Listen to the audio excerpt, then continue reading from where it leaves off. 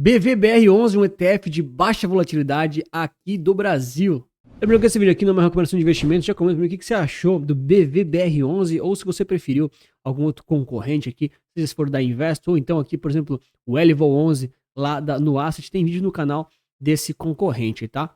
Bora falar um pouquinho aqui então sobre o Investo e Constância Fatores Defensividade. Esse é um ETF que segue esse índice aqui, índice Constância Fatores Defensividade. É interessante, né? A Constância não estava muito presente no mercado de ETFs e índices até agora. Aparentemente a gente tem esse novo player entrando aí para estar exposto também, tá? Então, olhar aqui um pouquinho sobre a ideia geral do produto. Ele foi desenvolvido para representar aqui essa estratégia de investimentos com um perfil mais defensivo, né? Proteger o capital e ter ali esses retornos consistentes. Aqui a ideia muitas vezes é você se aproveitar aqui da baixa volatilidade, vamos dizer assim, para estar mais exposto aí a fatores defensivos. A gente tem, acho que, BDF11, o pessoal sempre comenta para analisar, do Bradesco, se eu não me engano, mas é um ETF, um outro concorrente, né, que tem tão pouca informação, chega a ser até meio ofensivo, assim, você lançar um produto sem informação nenhuma. E aqui vai o parabéns também, eu sempre elogio quando precisa, tá? O pessoal da Investo, grande Danilo lá da Investo, ele faz, acho que, grande parte desses materiais, muito bons os materiais, cara, show de bola pra gente olhar e analisar, ajuda bastante. Então o ETF aqui tá olhando muito para esses fatores, vamos dizer assim, né?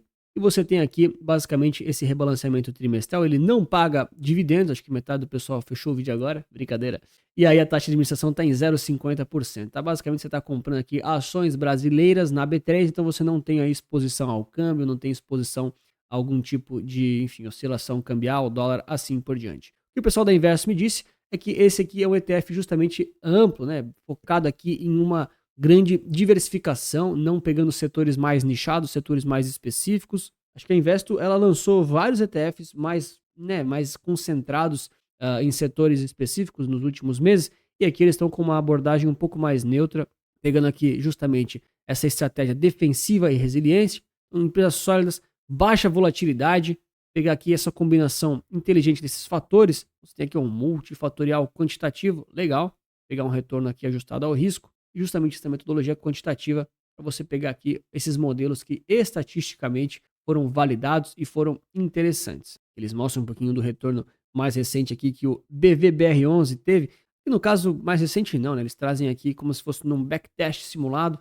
trazem aqui a comparação com o Ibovespa, mostrando aqui que aparentemente os filtros que eles colocam, essa baixa volatilidade, tem aqui essa vantagem estatística em relação ao Ibov. Estou entendendo aqui o índice da constância, né?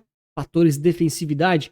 Esse é um índice amplo de ações brasileiras, isso aí, viés mais defensivo, proteger o capital com retornos consistentes, e ele tá pegando aqui esses três pilares principais. Primeiro, baixa volatilidade, aí você tem menos risco, alta qualidade contábil, então eles olham aqui para alguns fatores fundamentalistas de certa forma, então empresas sólidas e rentáveis e dividendos consistentes. Isso de certa forma está aqui nessa qualidade contábil muitas vezes, tá? De novo, esse ETF não paga dividendos, tudo que ele recebe, ele reinveste automaticamente no próprio fundo, né, comprando cotas, rebalanceando e assim por diante. Ele tem um ponderamento aqui, focado aqui por esses fatores fundamentais, e ele vai dar mais peso para as empresas com essa melhor combinação dos fatores desejados. Esse aqui vai ajudar naquele risco-retorno, que é o que, enfim, os índices buscam. Cara, a indústria de índices é uma coisa que ainda vai evoluir muito no Brasil. É uma das coisas que eu mais gosto do mercado financeiro são índices. É muito interessante esse tipo de abordagem. E ainda é pouco desenvolvido, na minha opinião, né? Tem os caras gigantescos, né? Os famosões aí do mercado, Pia, Foods, né? Tem os caras gigantescamente muito bons, mas é uma indústria que no Brasil ainda é pouco desenvolvida, né? Acho que vai ter mais concorrência aí chegando em breve. Então tem a visão geral deles, ações de grande, média e pequena capitalização, legal, rebalanceamento trimestral, e tem 63 empresas aqui, gravando no final de dezembro de 25, tá bom? Basicamente tem esses critérios aqui de inclusão. Você tem que ser uma companhia listada aqui brasileira, então isso aqui é importante falar, né? Cara, você aqui tá tendo um ETF de forma ampla, né, brasileiro, ações nacionais, então ele vai representar, pode representar, dado devidos, né, avaliações, enfim, uma parte do seu patrimônio, do seu portfólio, mas você não pode comprar só ativos brasileiros e achar que está diversificado. A gente tem que sempre olhar para ativos internacionais, globais, de outras classes e assim por diante. Depois você tem aqui essas empresas, né, para serem incluídas, tem pelo menos 3 meses de volume negociado, ok? Não está aqui numa situação especial, RJ, assim por diante. E aqui outros fatores aqui para entrarem no índice, tá? Aqui é bem legal, essa parte aqui acho que é bem interessante. Você tem 3 grandes fatores fundamentais para essa ponderação dos ativos. Então, primeiro aqui, ó, downside volatilidade. Ele vai dar um privilégio para as empresas com menor volatilidade do retorno negativo. Isso aqui é bem interessante, né?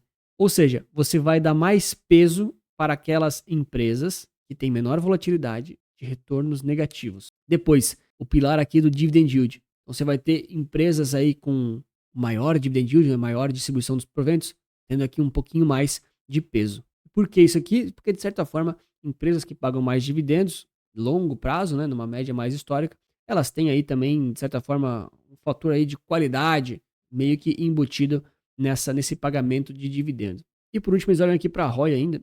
Basicamente, você tem companhias mais rentáveis e eficientes, vai ganhar um pouquinho mais de atenção. E aí você tem o rebalanceamento e essa revisão aqui trimestral, né? Importante sempre falar, Anthony, agora que eu já sei os critérios do índice, eu vou copiá-lo na minha própria carteira. Cara, quando você copia o índice na mão, você até pode fazer isso por algum prazo, né? Dependendo do índice. Né? Quero ver você copiar o VT, né? Quero ver copiar o S&P. Não dá, tá? Nos percentuais corretos, né? Você tem que ter muita grana mesmo. E você consegue comprar uma vez. Depois de 3 meses, na hora de rebalancear, você vai pagar imposto como pessoa física. Os ETFs não pagam. Eles vão comprando e vendendo os ativos para voltar ao percentual original do índice.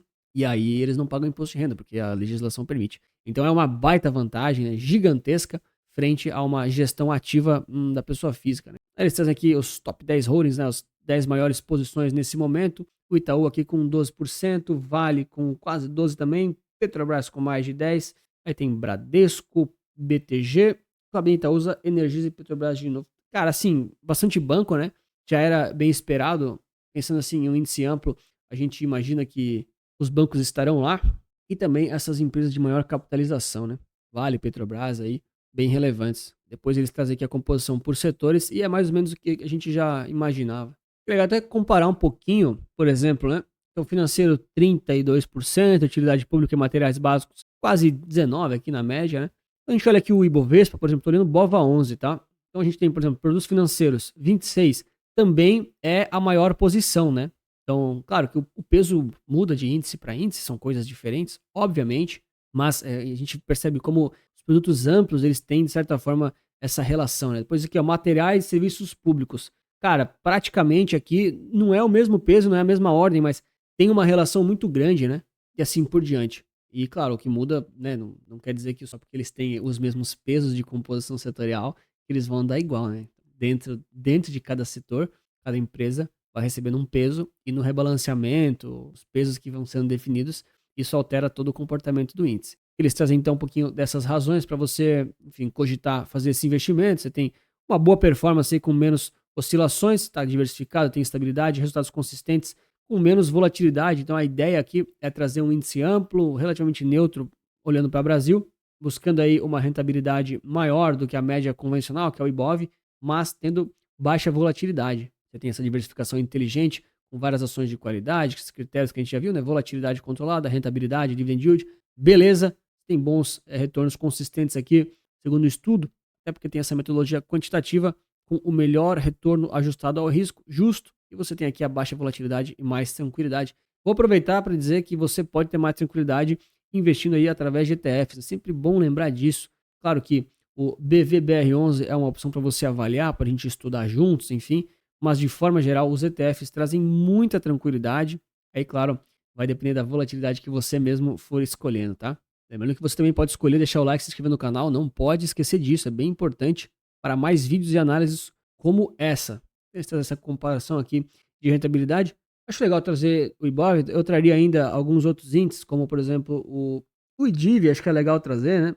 Mas de certa forma aqui, o BVBR11 mostra consistência ao longo do tempo, tendo quedas menos acentuadas em períodos de baixa do mercado. Então a ideia que eles querem passar aqui basicamente é que o BVBR11, desde janeiro de 2010, que eles trazem aqui do backtest, ele não só bateu o Ibovespa, né, teve uma performance maior, né, 200%, o Ibov foi apenas 100, né, enfim, mas também ele traz isso com menos volatilidade. Anthony, como é que você sabe? Porque eu já vi aqui a apresentação antes de gravar o vídeo, né, era o slide seguinte, então a volatilidade aqui do BVBR11, que é essa linha mais azulzinha, ela está mais baixa do que a do Ibov, tá? Isso aqui que eles querem, de certa forma, mostrar aqui. Então, por exemplo, quanto maior essa linha está, mais volátil é o ativo ali que você está analisando.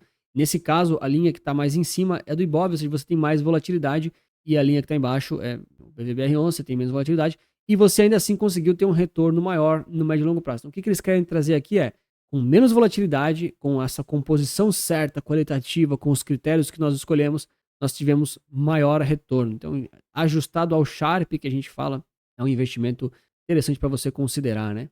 Trazem isso aqui, né? Então, menos volatilidade, tem esses 3 benefícios, facilita o carrego do investidor, excelente, né? Acho que nesse ponto aqui concordo bastante. Ativos menos voláteis, eles tendem a ser mais fáceis de serem carregados aí por muito tempo, tá? Dá o exemplo aqui do Bitcoin, por exemplo. Muita gente gosta de Bitcoin, eu gosto de Bitcoin, acho uma tese muito interessante, mas muita gente não vai aguentar carregar o Bitcoin por 40 anos com uma posição muito pesada, entende? Ah, pô, Anthony, mas eu quero ganhar dinheiro e tal. Ganhar dinheiro, você pode ganhar dinheiro trabalhando também, né? Agora, se você não consegue segurar um ativo muito volátil por muito tempo, a chance de você cair num viés emocional, de vender no pânico, né, de fugir do seu planejamento é muito grande. Nesse sentido, eu concordo bastante. Preserva o capital em períodos adversos. Fala aqui que as empresas são sólidas, aquela coisa toda, justo. Acho que preserva em comparação com o Ibovespa de forma ampla, geral, diversificada, ou de forma a você não ter os critérios tão bem evoluídos quanto eles têm, justo, e tem essa melhora na relação risco-retorno, é perfeito, você tem mais retorno com menos volatilidade, então o tal Sharp tem aí uma relação ótima, né, otimizada, vamos dizer assim. Você traz aqui um pouquinho do drawdown também, né, o Ibov aqui, essa linha mais cinza, o BVBR11 é a linha mais azulzinha, percebe que na média os drawdowns aqui do Ibov são maiores do que o BVBR11, isso aqui tem muito a ver com a volatilidade, tá, então geralmente, quanto maior a volatilidade, maiores são os drawdowns também. Não é essa regra cravada, mas é geralmente aqui. E na média aqui que eles trazem, tem menores drawdowns do que o Ibov. Então, só reforçando aqui, o BVBR11 está na faixa aqui de 0,50 de taxa de administração nesse momento. Você tem, então, agora subiu até um pouquinho, né? 71 ativos aparentemente. Enfim, você tem uma certa diversificação ali de várias empresas brasileiras. Você não tem exposição cambial, tem rebalanceamento trimestral, ele tem 15% de imposto de renda sobre o ganho de capital, né? Na hora que você vende as ações, tem que gerar DARF, não é, retido na fonte, ele não paga dividendos, e você tem aqui exposição a diversas empresas e diversos setores aqui para você, enfim, né, tá de certa forma diversificado. Então comenta para mim o que você achou do BVBR11, e claro, nem todo ETF é bom, nem todo ETF é útil, a grande sacada que você pode ter é justamente elaborar aí para sua vida, para sua aposentadoria aí um plano completo pensando no seu futuro. Então, se quiser saber mais, a gente tem a Central Resulta Capital, que está mudando drasticamente agora para 2026, tá? Os preços vão mudar, a Central está virando global, então a gente vai incluir aqui os ativos e os conteúdos pensando também a nível global, não só mais Brasil. E aí vai ter a finaleira com os preços atuais, que vai ser o nosso aniversário de 1 ano, tá? Em breve eu vou explicar melhor isso tudo, mas basicamente todo mundo que está dentro vai receber um upgrade gratuito. Se você comprar ainda nesses valores, vai conseguir também o upgrade para tudo que for global, e aí você tem acesso aqui a todos esses conteúdos. Tem coisa que eu não atualizei no site ainda, tá? Em breve estará mostrado. E você consegue, então, conhecimento e liberdade para investir através de ETFs no Brasil, no mundo, de forma consistente e sustentável.